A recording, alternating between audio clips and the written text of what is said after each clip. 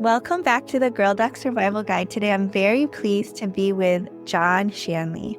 John Shanley, CFP, is a partner and managing advisor at Connecticut Wealth Management. He is dedicated to personalized attention in developing individualized wealth plans, proactive solutions, and thoughtful strategies for maximizing efficiency. He implements firm-wide portfolio strategies and innovative technology solutions. He has a Master's of Science in Financial Services and previously taught at Elms College. Welcome to John. Christine, thank you for having me. I'm honored to be here, and I'll try my best to live up to all your esteemed guests. Can you start with a personal anecdote?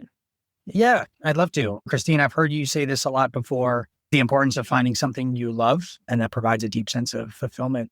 When I was growing up, I never wanted to be a financial advisor. I really stumbled into this career. I was very lucky where early on, I just fell in love with it, especially the technical aspects, market history, investing principles, taxes, estate, insurance, all of that stuff. It just scratched an itch that nothing really has before or since done for me. I was lucky where I found a career I was very passionate about, but I was also able to find an environment that let that passion grow. Without that environment, I don't know if the passion would have been enough. So that gives you a little bit of a sense of my journey to where I am today. When I first started my career, I worked for a really large corporation and they were wonderful, but there were moments in that journey where I felt like client interests and firm interests sometimes collided, like you were serving two masters. So as my career went along, I was lucky enough to run into Dennis Horrigan and Kevin Leahy, the founders of Connecticut Wealth Management, right from the get-go. They were just speaking exactly the same type of language that resonated with me. Like we were rowing in the same direction, our interests were aligned. How did you meet Kevin and Dennis? Probably a little bit of happenstance. I knew what I wanted out of my career, so I just reached out and tried to connect with as many people as I could. The financial advising community, especially a fiduciary approach to financial planning, it's actually a relatively small community. I reached out to Dennis because he was actually part of a local organization of financial planners. I had coffee with Dennis and we instantly connected. He really did speak all the right words, very genuine. He's a very genuine guy. When I found the right group, I just did everything I could to make sure that I was working with them. That's nice. It's funny. I think how much sometimes, maybe unfortunately, life is by chance. It's serendipity. It seems somewhat random, like lucky that you reached out to him, lucky to be able to reach out to him and then have coffee. Christina, I couldn't agree more. And I think it's both unfortunate, but also maybe the beauty of life in terms of how just uncertain it all is. It sometimes reminds us all to live in the moment. My job is to plan for the future, but planning for the future is also making sure you do live in the present because we don't know what tomorrow is going to bring in all the various sense of the words, the good, the bad. Yeah. I should say this in full disclosure. John is my family's financial advisor. Kevin Leahy was in the past. Earl Glusack, one of my colleagues, was the one who early on in my career introduced Kevin. Adam Rubin, who I spoke to a couple of weeks ago, really wished that he had thought about investing earlier on in his career, which I was lucky to have had Earl talk to me about early on in case, there are other relatively young physicians or even older ones who don't know yet how to be planning for the future. I thought it would be good to have you come on. So that's how this happened. Full disclosure, John and I have had a lot of conversations about money, and John knows how little actually I know about investing because I just leave it to him. Not at all. I should say too, I listened to the podcast you had with Dr. Rubin, and if anybody hasn't listened, they should, because his insights to compound interest and time, he said them better than I ever could. I'd highly recommend people listen to that. It was very well done. Yes. Adam said that he really wishes he had started investing earlier because of that power of compounding over time. That's what Adam wished he had known earlier. What do you think everyone should know about investing successfully? It's a wonderful question. And I would first start by saying, you want to understand, how do you define success? The way you define success, I'm saying the broad you, and how I define success may be very different things. That can be very applicable with something like investing, because if you turn on the news today and let's say you watch Bloomberg News, which I love, their definition of success is wildly different than my definition of success, right? I define success by how can I help my family reach its long-term objectives, the short-term objectives. If you turn on Bloomberg, it's more about what's going to happen today or what's going to happen tomorrow. So the first thing I would say is the way you can be a successful investor is understand, what does success look like for you? Define it. The other thing I would share is that there was a book I read years ago, Christine. It's called The Money Game. It's a book from the 1960s, a famous investing book. In that book, the author said, if you don't know who you are, the markets are an expensive place to find out. When I read that years ago, it hit me, and it still hits me to this day, because I think for most investors, they look at the idea of investing their hard-earned money, and it can feel sometimes scary. Markets are complex. There's constantly different news flow. You don't know whose advice to trust. So the way we think about investing successfully is by really knowing what are your goals for today? What are your goals for tomorrow? What are the things that keep you up at night? What are your passions? And then all the other technical stuff. What does your tax profile look like? What is my estate, my charitable intentions? If we can define what a successful life looks like for you, it's a lot easier than to define what is a successful investment life. You're the person driving your financial picture. The investments are just a spoke in the wheel. It's just a part. And if you don't have the full picture, investing successfully in our eyes is very hard to do. That makes sense, because I'm sure everyone does have different goals. It's a common thing in our industry, rules of thumb. Rules of thumb can be great, but a common rule of thumb is when you're investing, you should get more conservative as you get older, right? That's a very common rule of thumb. But I would say that rule of thumb is not very useful. We have clients who are in their 90s that are very aggressively invested because they're not investing for themselves. They're investing for future generations. It could also be completely flipped. If we have a young 40-year-old investor, they may invest conservatively because they just cannot ride through the ups and downs of what markets might give them. So investing done successfully really is personalized to who you are. There's some principles that will apply to all of us, but the way to be successful as an investor is to know yourself and to craft a plan based on that. You need to make sure that all of the aspects of your financial life are intertwined in a smart way. Kevin Leahy, the CEO of our company, he is a financial planner at heart. He said something along the lines of, it doesn't matter how great of investors we are. If one of our clients became disabled and could no longer work and they didn't have the right type of disability coverage, those investment successes meant nothing. That would be a catastrophic risk for somebody's financial plan. It all works together. If you have all those aspects tacked together, or you work with somebody that can tack them together for you, then it's just about time frame and consistency.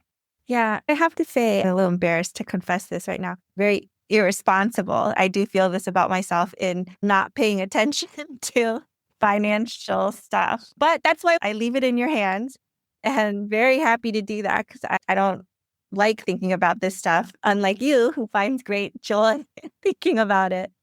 And I will say, I had forgotten, but early on, Kevin set us up with disability, made sure that we had it, that he agreed with what we had, and we met with people who went over it. I don't know if I ever told you this, but actually early on, before we were with you guys, I actually lost a lot of money.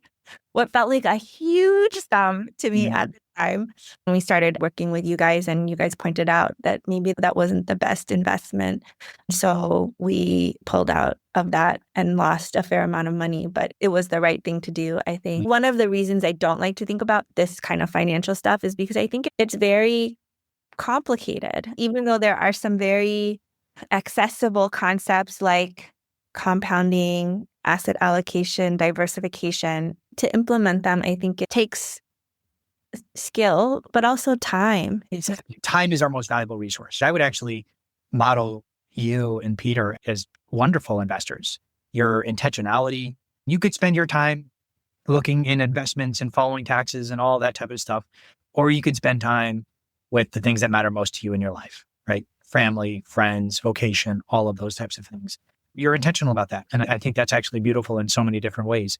You have your things you're passionate about and you excel at. And we're lucky enough we have our passions and things that we would excel at. So I think you're being maybe a little hard on yourself. You've done very well, Christine, in your money journey.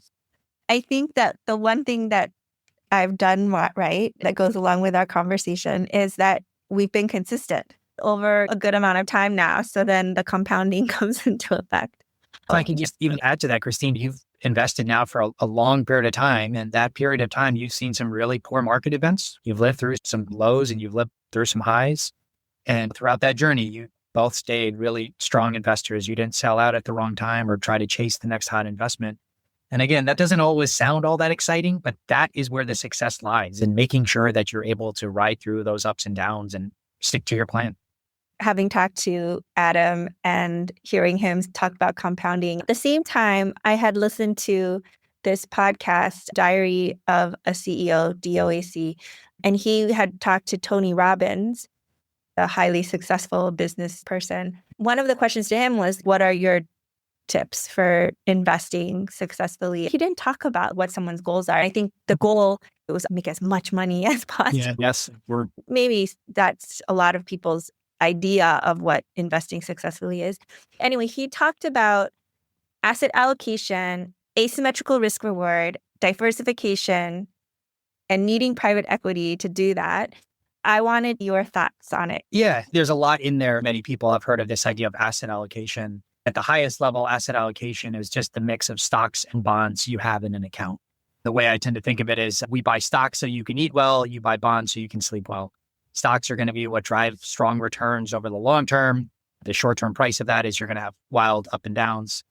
Bonds are going to be much more stable and they provide that ballast to the portfolio. That distinction between stocks and bonds, it sounds so simple, but we would argue that's the decision we need to get right, because you could create the nicest investment portfolio, but if you cannot stick with that asset allocation through the goods and the bads, all of it has gone to waste. So you need to find a strategy that is going to be able to help you meet your financial goals that you can stick with. That's what asset allocation done right is. The next aspect of that, you define your asset allocation, building a diversified portfolio. And to me, diversification is just admitting to the truth that the future is uncertain. Today, it's ever more uncertain. Things change constantly. There's a never-ending news cycle.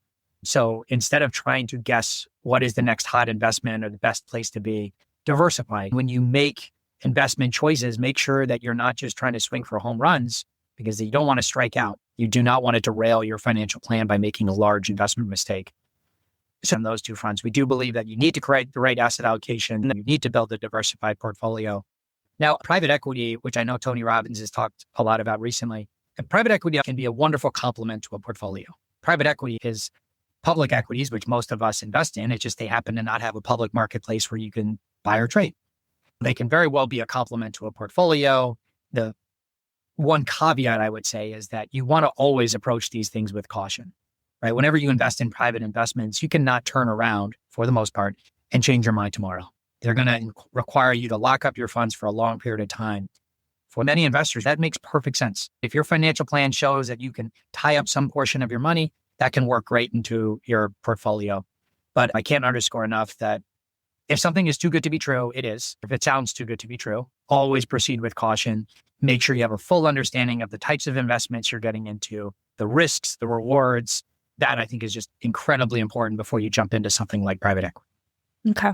Yeah. And asymmetrical risk reward. Yeah. Really good concept. A lot of times when I introduce myself to people as a financial advisor, they say that investing feels like gambling in the sense that you just don't know what your money's going to do and you're just going to lose it all. But I would argue that successful investing is anathema to gambling, right? When you gamble, the odds are against you. You are most likely going to lose money when you gamble. The odds are against you. When you invest, the odds are in your favor. By being an investor, you are more often than not going to have long-term returns. What asymmetric investing would look at is that you want to try to make sure you're minimizing your downsides. You want to minimize the chances of striking out and derailing your financial plan. Don't try to swing for the fences and look for that 1 in a million type of lottery ticket. Instead, build a diversified portfolio, and that's going to give you the best chances of achieving your goals long-term. So I could wrap up that whole area in one saying investing isn't about being brilliant. It's about being consistent. Meaning consistently investing, putting money away. Spot on. Consistent in your strategy, believing in it, even when markets don't necessarily do what we want to do. Consistent in terms of staying invested. Consistent in terms of continuing to save for the future. Back to the conversation you had with Dr. Rubin. That to me is the beauty of compounding. Done well when you give yourself a long time frame and you don't mess with it too much. Compounding is just almost like magic. You let things work in a disciplined manner, and over long periods of time, it's going to tend to produce really impressive results. The most important thing you can do is save for the future. Early on, sometimes you won't feel like the investments are doing all that much for you, but then time goes by and all of a sudden your investments are doing so much of the lifting. It's almost like a flip switch where all of a sudden now compounding is doing so much of the work for you. A lot of that early work will help make the long-term savings.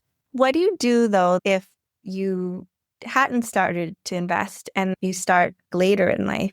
Yeah, I'm so glad you asked that, Christine, because I do think sometimes when we talk about compounding, if you don't start early, it seems, is it all over? What can I do? But compounding can work no matter your time frame. It just obviously works better when you have a longer period of time. But if somebody gets started later, I think what they need to just be mindful of is there needs to be intentionality around savings, intentionality around goals. So I think very much it's going to be similar to people that started earlier. It's just some of the math changes. And I think maybe there are going to be opportunities to try to expedite some of your savings goals or reimagining some of your long-term goals. Definitely the game is not done if you don't start early. I know that many times when I speak to doctors, they feel like they're not getting started or they're getting started much later than their peers. But there's so much working for doctors and there's so much opportunity. So the best advice I could give is if you haven't started, start now and you'll be happy in the future. When you mentioned earlier that a lot of people think that investing is like gambling, my mom really just thinks that. So I think I have that kind of thought in my head that when we've lost money at different times because of the market, not because of your guys' efforts, but just the market is poor. I've always been, I didn't really think the money was there anyway. Absolutely. Money is such a personal thing. We all have different experiences with money. We have different histories with money. The way we interact with money is different from person to person.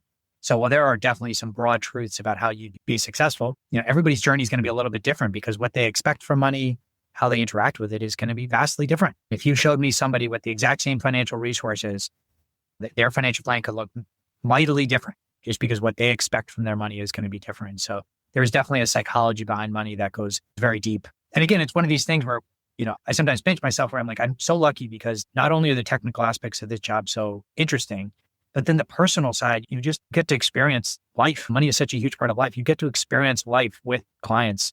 And again, I just count my blessings and however it came about. Yeah, I'm glad that we have you, that we know you. Thank you. Do you have any final thoughts? Go back and listen to the podcast with Dr. Rubin. That'd be my first one. That was wonderfully done. But if I only had one final thought, we're approaching tax time, so it's on the top of my head. Get organized before you get fancy.